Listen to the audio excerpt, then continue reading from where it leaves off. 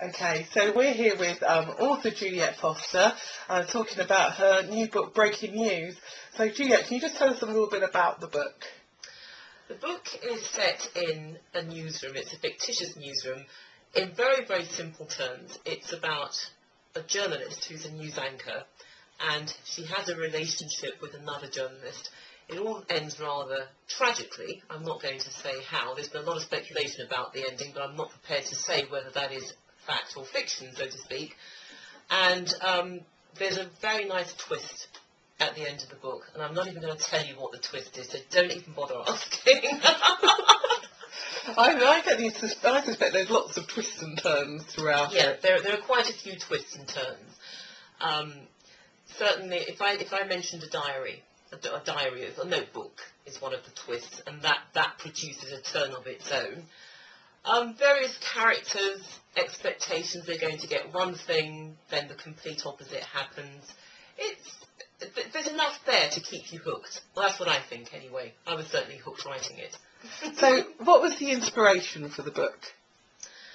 There were quite a few inspirations. What I want to stress now is that it was not influenced, inspired, call it what you will, by any one person. I've been in the media now for over 20 years.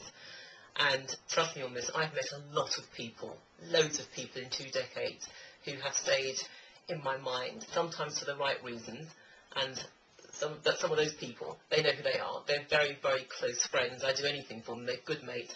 There are some people who have stayed in my memory because they're different, they're quirky, they're funny, they have various peccadillos, call it what you will, but they're interesting, let's put it that way. But it's not just people that I've met in the media over the years. I would say it's also people that I've met every day, in really odd locations, for example on an ocean liner cruise. And you trust me on that. You meet a lot of people who are real curious and they don't actually realise it. And certainly one of those characters who I met on my last cruise pops up in the book. And what is it about the sort of characteristics or about people that fascinates you? It's all sorts of things, really. It could be physical mannerisms. It could be the shape of a person. I watch people. I love watching people. I don't do it intently. It's not my be-all and end-all. It's not my raison d'etre. But sometimes when you're with people, they stand out for whatever reason. It could be the way they eat their food, something as simple as that. It could be the way that they look at another person, eye contact. It could be the way that they talk.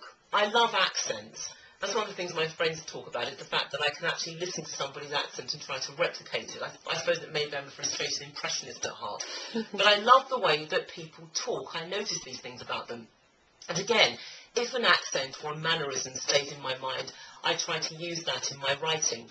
And the fun about people watching is that when you seize on somebody's accent or you seize on another person's mannerism or whatever, you build up a composite.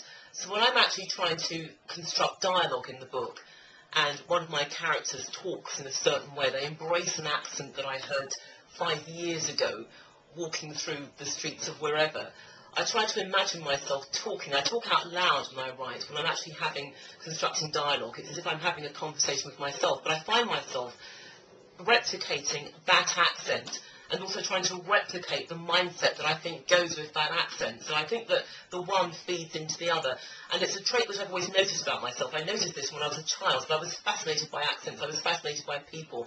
And maybe that's one of the reasons I went into journalism as well. That's great. Thank you very much for those insights, Juliette. My pleasure.